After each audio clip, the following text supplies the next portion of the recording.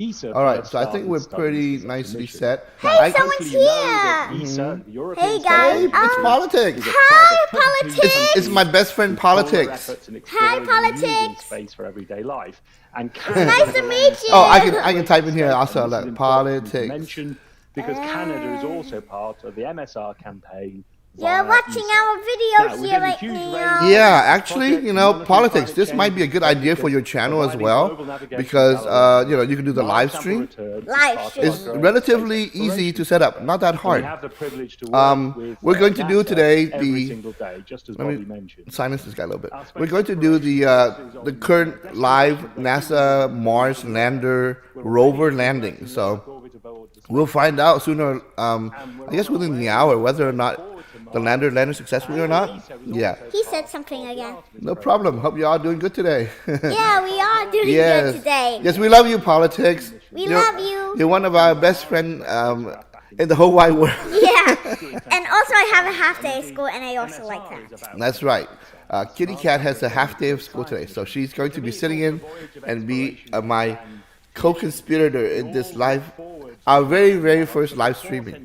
So whether or not you like it or not, that's an entirely different matter. You mean co-host? Co-host, that's right, not conspirator, yeah. Anyway, let me turn up the NASA briefing. Yeah, but I can't really hear you because I have to help. Orbiters, Mars Express, ExoMars Trace Gas Orbiter, doing great science. In fact, just last week, ExoMars made the front page. Oh, he said something again. Hi. Oh, that's nice. He says you're a co-host and not a co-conspirator. Of previously undetected hydrogen chloride gas in the atmosphere of Mars. So this is actually an interesting setup.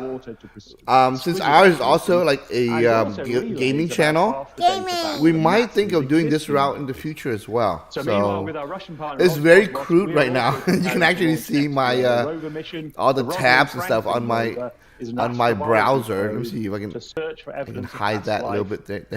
Using a drill penetrating 6 a little bit bigger. surface of Mars, and therefore below the I'm sure there's better ways to do this, but I haven't figured it out. This is like our very first time, and we just like try to see if it's working. It's actually working really well.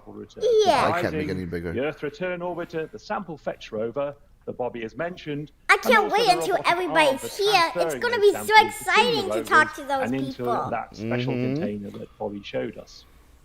So let me say a little bit more about the rover and the orbiter. So next slide. Remember, I believe it was like 6 months ago, right? The United States, China, the European Union, even like the United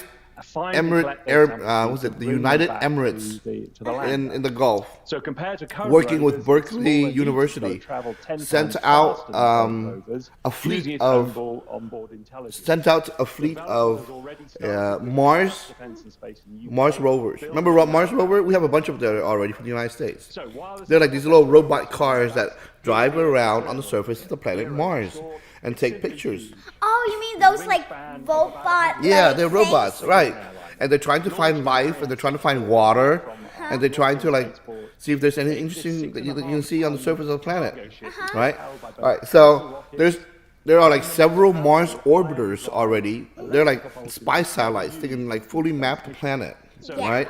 There are also several Mars rovers. Several of them have died since, but so far almost all of them have been like from the United States. We've been very lucky that way. Yeah.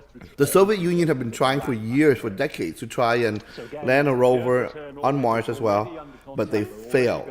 Although they've had a lot of success landing on Venus, right? On the other hand, this current fleet that was sent out 6 months ago included the very first Chinese attempt as well. And their particular mission has a Mars orbiter and a Mars lander with a Mars rover. But the one that everybody's keeping an eye on is this one from NASA. It's the size of a school bus. It's one of the biggest Mars rover ever built.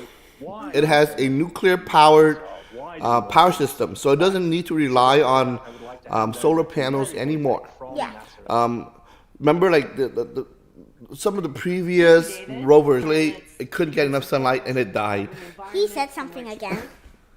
Oh yeah, he loves the small robots. On Mars? Yeah. So, but those things actually were designed to only last like a few years, 1 or 2 years. But they actually lasted like almost a decade. Why did they put those robots there? To look for aliens or something? Well, yes, alien life, but they think the alien life is only like microbes. Remember the yogurt bacteria I told you about? Yeah. Yeah, that size, okay? Or the size of your red blood cell. They're very tiny, small. Mostly they're looking for water and for life and for signs of life. And also signs of life in the past as well, because they thought that in the past Mars had a lot of water, right? So for example, if you go to like the Grand Canyon today, you can look along the wall of the canyon and you see all those layers of like earth, different layers of earth that was put down over the ages. Yeah. And you can see sometimes you can see like fossils in there, like little dinosaur fossil or little like sea urchin fossils or whatever. That's what they're looking for.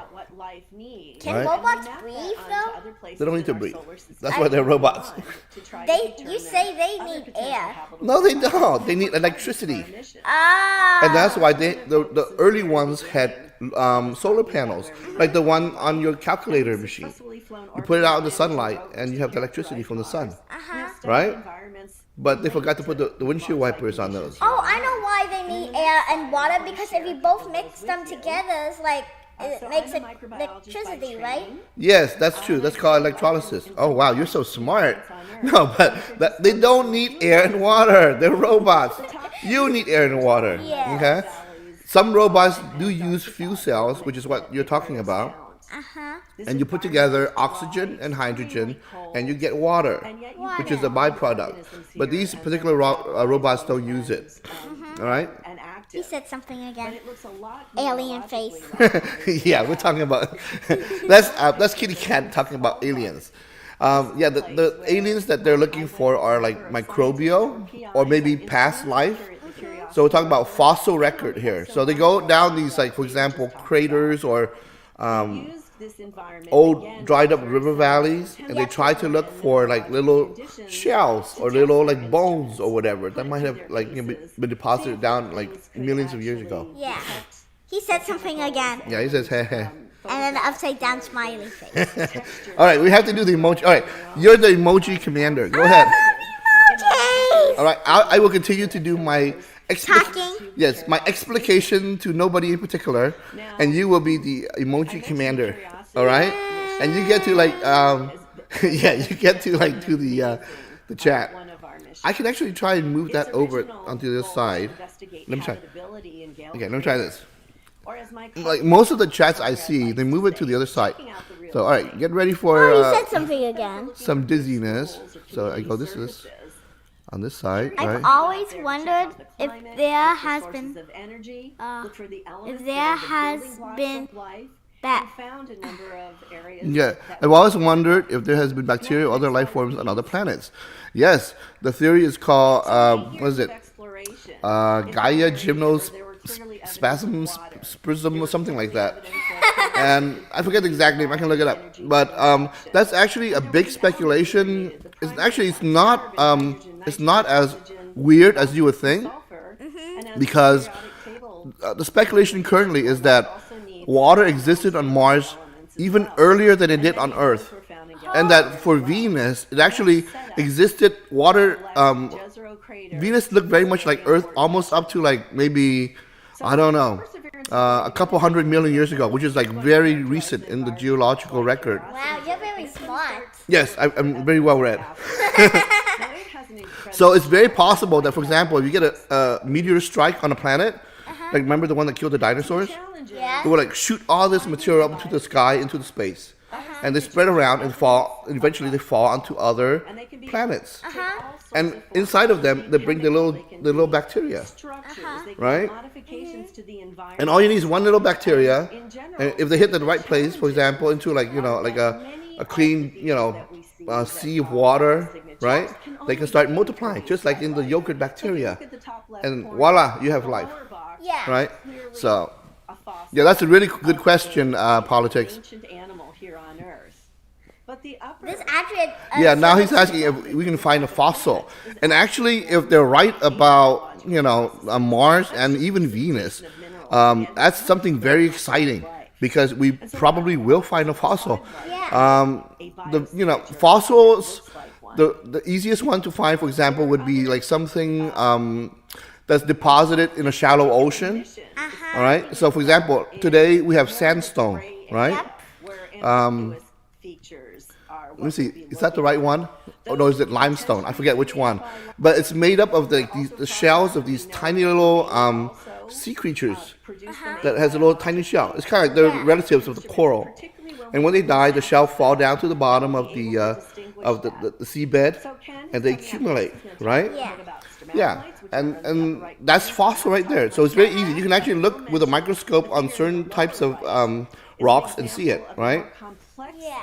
And so so potentially we should be able to find life like everywhere, Mars, on Venus, and even a fossil record, because it's believed that there used to be large oceans over there. Now here's another thing as well. Oh, whoops! One second, I forgot to move this thing. Actually, I have to put it back the other way because whenever I type on this thing, it pop up the screen, so I can't really hide it. Yeah. Okay. So emojis going back to the left. In the past, there were dinosaurs, right? Yes. And there were also like elephant birds and saber-toothed cats. Yeah, the saber-tooth is like only a million years ago. The elephant bird was only about a couple hundred years ago. You guys don't know an elephant bird. They live on Madagascar, and they lay the biggest egg, bigger than an ostrich. That's right. All right, just for that, we have to show everybody an elephant bird. Yeah, they're pretty funny. Elephant bird. I actually didn't know about the elephant bird until KittyCat told me about them. Oh, And check this out. Here's an actual skeleton, right? Wow. And they look kind of like a giant ostrich. Yeah, but they got furry bodies. Yeah, a furry ostrich. Isn't that weird? Yeah. No, but they lived up to only a couple hundred years ago, before people ate them all. All right. So, all right, back to NASA. The question is, yeah, giant bird. So going back to politics, awesome question about whether there's other life. Another interesting source is the moons of Jupiter. Remember the 4 moons that I told you about? Yeah, I forgot their names. We were playing Stellaris, and I practiced. I taught you the names: I forgot. Europa, Europa, Callisto, Ganymede, and Io. Or Io. I don't know which way you pronounce it. But for example, they now know that under Europa, when you do a flyby of Europa, it looks like a giant snowball because it's all frozen, liquid, right? It's like if you have water in a very cold place, it turns to ice. So it looks like a giant ice snowball. Yeah. But what they found is that once you go, because of the gravitational push and pull of the Jupiter system itself, is the planet, that moon is internally heated, so that underneath that thick layer of ice, there's water down there, like real water, and inside the water there may be life. So all you have to do is drill down through the ice cover, and then you get to the water, and there may be life floating down there, because they found, for example, in Antarctica, I read an article recently, under 10-mile glacier that's covering Antarctica, they found life down there, which is kind of amazing, because you wouldn't think sunlight would be able to go down there. Or where would they get the energy source? Maybe from geothermal resources or something like that. But it's really interesting.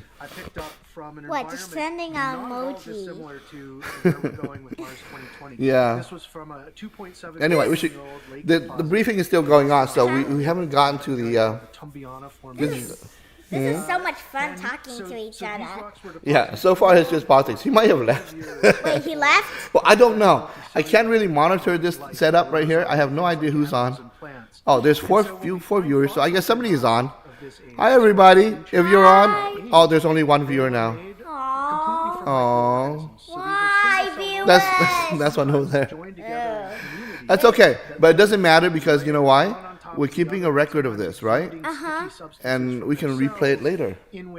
Okay? Oh, So- you said something again. Life always find a way, even under miles of ice and water. I'm here. Oh, yeah, exactly. So we were just talking about Antarctica previously.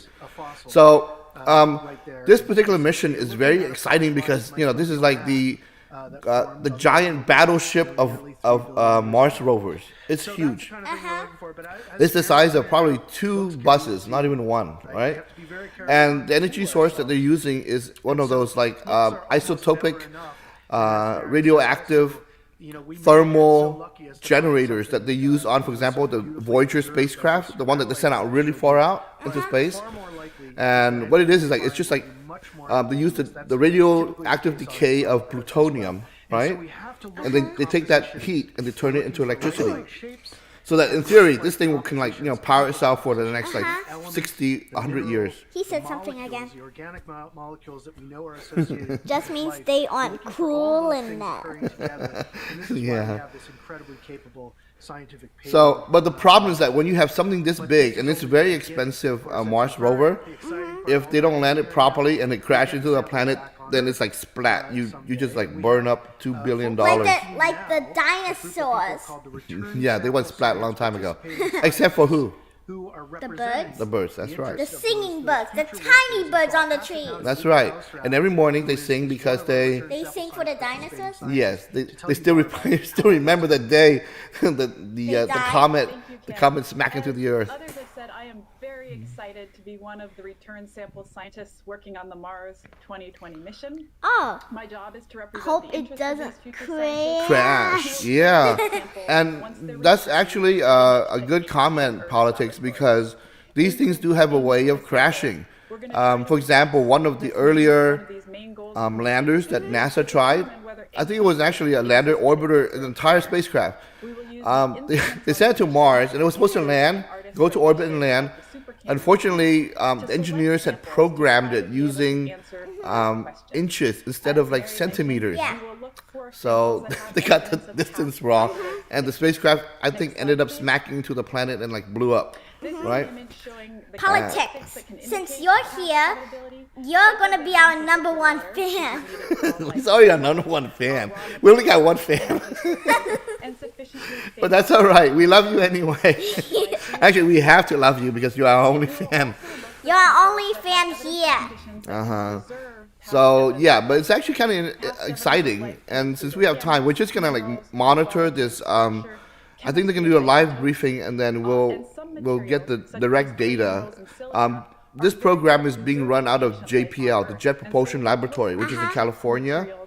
I visited there a couple of times when I was younger. It's really awesome, and I have to say that JPL really is the only part of NASA that's doing any sort of innovative work these days, because the human launch part of NASA is really disappointing, right? They haven't done anything new since the space shuttle, basically. And it's not completely their fault, but because of the political system, and this is where politics go into it, because he's an expert on the U.S. political system. Every 4 years, you have like a potential change of the administration. And then NASA will have to like scrap whatever it's doing and start up a new mission, right? And the result is that they've never been able to complete a single launch vehicle in the past almost 40 years when they finished the space shuttle. Politics said something again. Yes, more will come. Only means that's the first fan. Yeah, he's a little bit delayed. So, and so the problem with the human spaceflight part of NASA is that it's become very bureaucratic, and it's become more like a jobs program rather than a science program. Yep. And they can't really build anything. For example, their latest project is the SLS, the launch system that's built basically reusing the main engines of the space shuttle, including the solid side booster rockets. And that thing is like 10 years overdue and about $20 billion over budget. And up until last year, the United States couldn't even put its own astronauts on the International Space Station. Yep. Because we just did not have the rockets for it, right? What rockets we had to actually buy them used from from Russia, which still had a large supply of these RD rockets. and then fit it on our own like rocket ships, right? And thank you Yep. so much to all of our And panelists. more than that, like once they retired the space shuttle, there was no way for the United States to actually bring its astronauts back up to the ISS. And that's one of the reasons why we're in this channel also following SpaceX and Elon Musk, because for the first time, like last year, using a Falcon 9 rocket that's rated for human flight, we were able to take people back up into the space station ourselves from the United States. So isn't that awesome? Yeah. While you're talking about the comet, remember we were reading this book that has like all like different color stars. Yeah, it's that Herschel diagram. Remember when I showed that one? We all got it. Yeah, the sun is the what class? It's yellow. It's a Yellow, G class. G class. That chart is basically it just like it lists out like which the coloration and the particular categories of stars that. What's your question? That was my question. Oh, that was your question. Just showing. Yeah. Wow. What? No, I just noticed that the emoji command over here has been very active. And here's more. And Yeah. So politics is saying he didn't know that we had to buy from Russia, and these are the engines that, for example, we're talking about, like for example, the Delta rockets. What happened was that NASA became reliant upon this coalition of it's called UAL, United Launch Alliance, ULA, and it's made up of like Northrop and Boeing and stuff, and they provide all the launch services. And so, for example, whenever they need to launch a military satellite on a Delta rocket, right? Yep. The rocket engine itself is from Russia. They actually bought these rocket engines from Russia, and these were like surplus rocket engines on the Soviet spacecraft in the past. They built a lot of these, and they resell them to the United States. Yeah. So not only couldn't we bring, launch our own astronauts up to space, we couldn't even build our own rocket engines, right, to put on our rockets that we use for like launching classified and military satellites.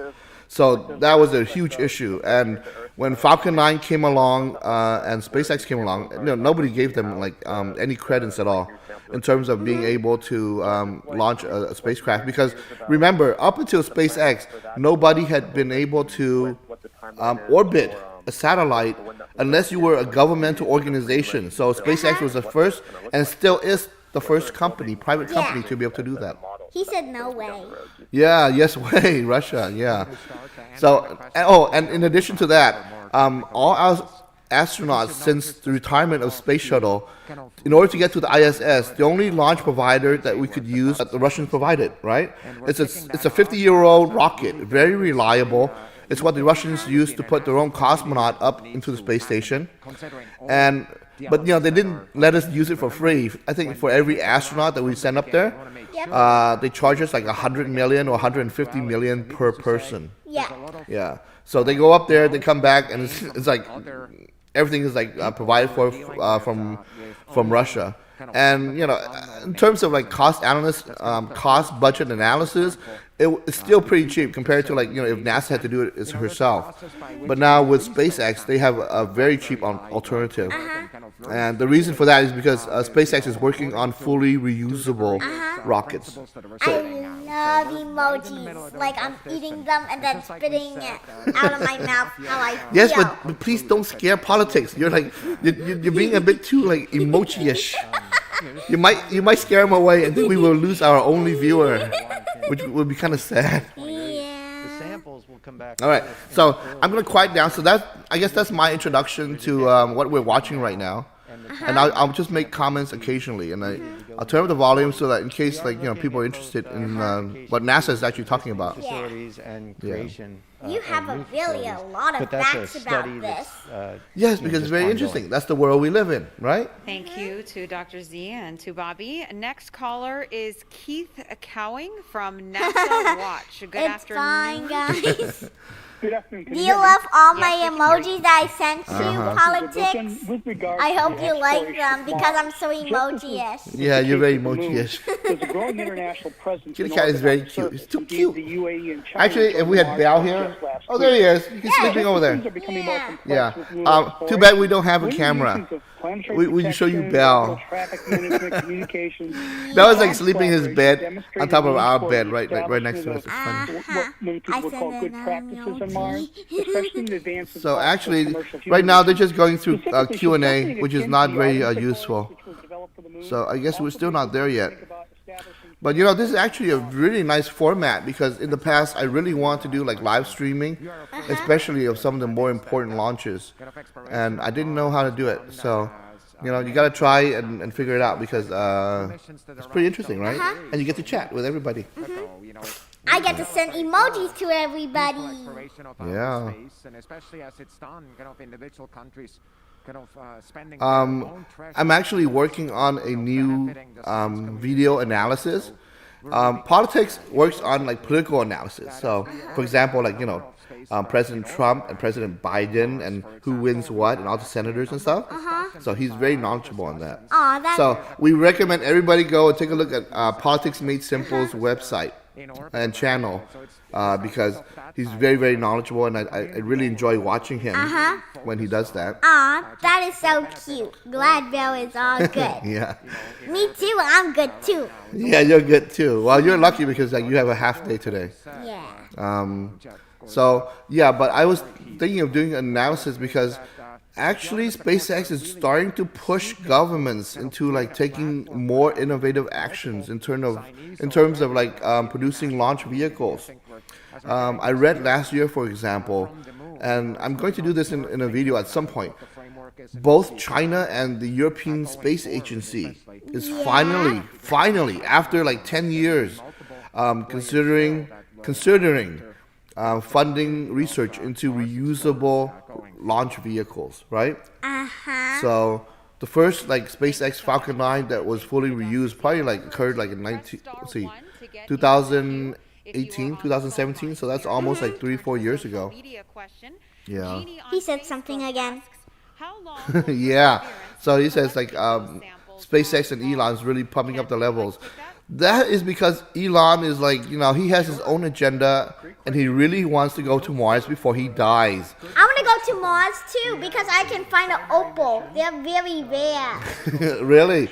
That's right. KittyCat did some research on opals and geological rocks before, right? I found this book at Costco, and then I didn't read it for a while until like I read it, and then I saw some like beautiful like rocks and jewelry. Oh yeah, that's right. And you really like that, right? Yeah. Yeah. And that's when I found the opal. Yeah. If you found something like that on the Earth, it would be very, very expensive. And then I can sell it for a lot of money. No, but like it would cost you just as much just to go out there because Mars is very far away. But that's the other advantage of the solar system because everything that you can find here on the planet Earth, you can find out in space and in the other planets, the orbiting asteroids and orbiting bodies. Knowledge is power. Yes, it is. That's true. From the others on the panel, I'm still looking for emojis. Sample retrieval lander arrives. What? You can't send too much emojis. Our next caller You can, is right? Ken You can. Creamer from Space Up Close. All right, let me see. I think our streaming channel is a bit laggy. Oopsies. What did you do? All right, cut it out. Let me see. Okay, so no, it's good. Why do you need a new I just want to check every so often.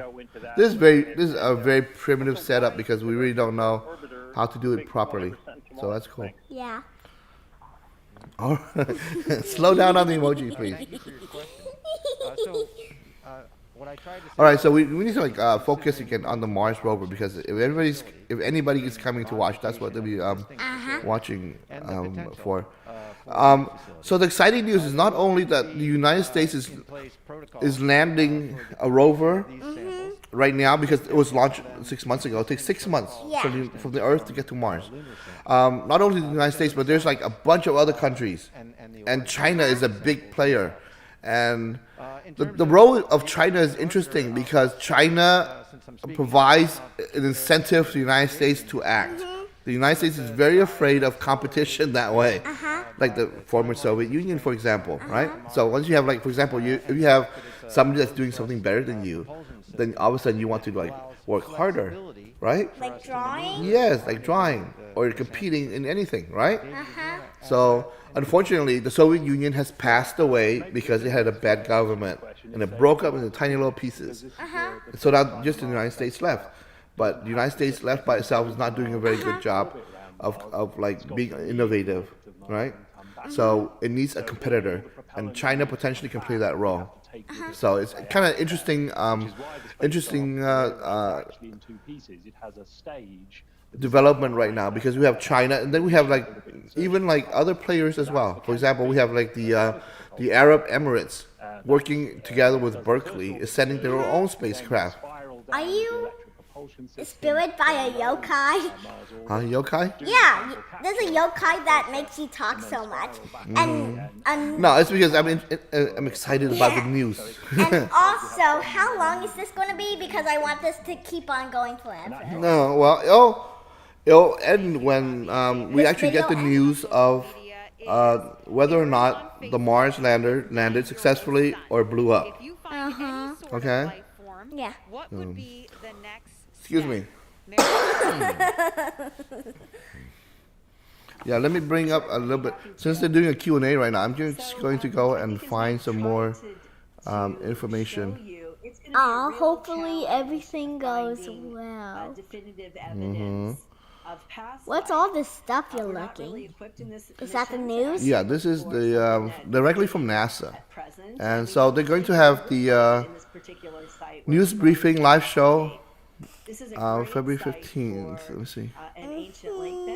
Landing on the red planet will occur at around 3:55, okay? Okay. p.m. Eastern Time, Thursday, February 18th. So today, oh, so actually, we're still one day early, apparently. Oh, you didn't check the news, but Well, no, but like the news came out. Like, why are they doing the briefing right now? If like not, let me see. yeah, that's the problem. It could be that they're doing an earlier landing, so I don't know.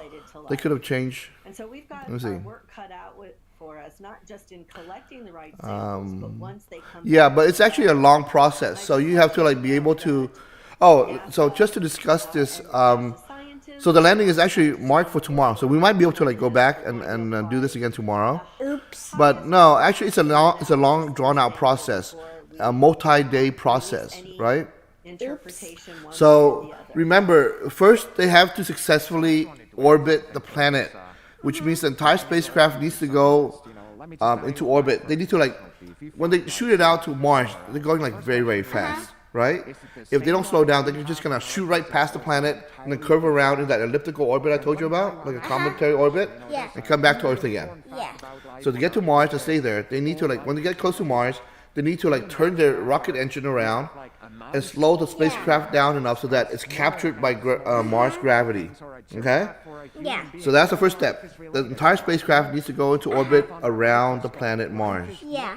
You know why I said oops? What happened? First question would be, is that live? It's not busy tomorrow. Yeah, we have a lot of time. So that's the first step. The second step is once they're in orbit around Mars, the lander itself needs to be able to like slow down even more, because remember, orbital speed around a planet is very, very fast, Yeah. right? And you need to slow down enough so that you're like zero relative to the ground motion, right? The problem with Mars is this: it doesn't have a very thick atmosphere, right? It's almost like I forget what it is, maybe like anywhere from 1 to like 10% of the Earth, probably not even 10%, probably 1 to 5%, something like that. Okay, so for example, if you're coming in from space around the Earth, what you do is like you use the atmospheric friction of the Earth's atmosphere to slow down your spacecraft. Yeah.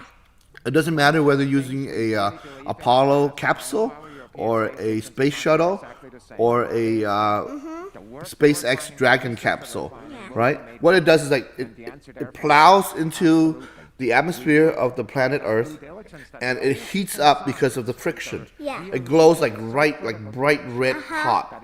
Understand? And the pressure of the air against the spacecraft eventually slows it.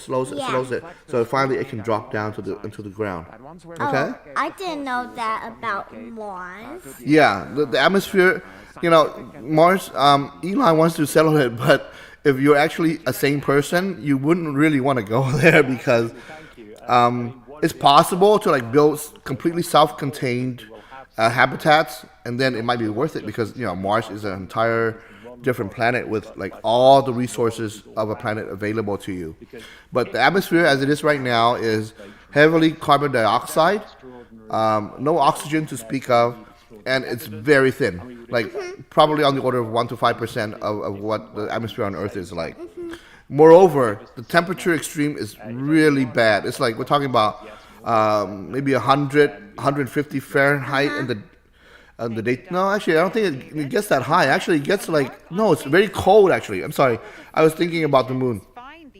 The temperature gradient on Mars is very cold. It goes from, I don't know, minus 50, minus 100, up to maybe potentially freezing or just above freezing. We know it goes above freezing because every so often there is some indication of water flow, right? So yeah, so it's very inhospitable. But the thing is that it has all the ingredients you need to maintain life. Oh, and the other thing is it only has 1/3 of the gravity, which may be a problem if you bring people there and then leave them there, because once you have babies and stuff, the babies might turn out to be like 10 feet tall, and they might have difficulty reproducing because of the low gravity, right? So much emojis. Hold on, I almost sent all of them. all right, cut it out. No, I wanted to talk some more about this particular lander. Hold on, friends. And how, that's all right, I can see it over there. This particular lander and how it actually manages to slow down enough in order to land on Mars, okay? And because the atmosphere of Mars is so thin, they do use the same mechanics. It's called aero braking. What it does is that they have to plow through more of the atmosphere, right? And it's a lot harder to do on Mars than it is to do on Earth, but that they have to go through the same mechanics. So they have to plow through the atmosphere, slow it down enough so that you can actually pop a giant parachute. If you're going too fast and you pop the parachute you just like disintegrate. Yeah. Right? What 10 feet tall babies? Then open mouth emoji. You're distracting my only audience here. I might have to fire you, kitty cat. Actually, no. That's all right. You're still emoji commander. So, all right. So first you have to go to orbit around the planet. Second, you have to like do the aero braking maneuver successfully. So you send the lander spacecraft down. It comes down with a giant heat shield, right? Much bigger than the one that they use on the capsules that send astronauts back from space, right? And the giant heat shield slows it down using the aero braking maneuver in the Martian atmosphere. And when it's slow enough, they pop a giant parachute, right? The parachute slows them down enough so that they can pop another parachute to slow them even more. And then when they get down to about, I don't know what the exact figure is, probably like 1 or 2 kilometers or whatever, they drop the parachute, they drop the heat shield, right? And then they ignite these retro rocket engines. So it becomes a hovering rocket ship, right? Yep. And then it goes around and finds the optimal location to land it.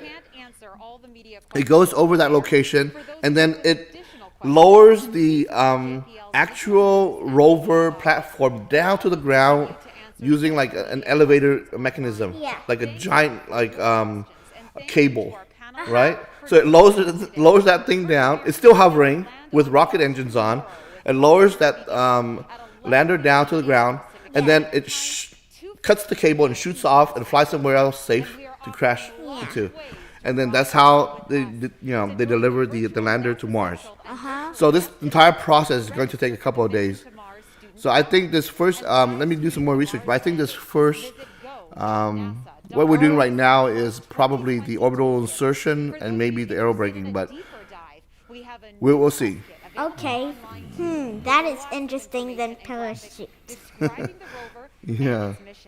There you'll also have a chance to Why is it faded color Oh, wait, I though? have to show.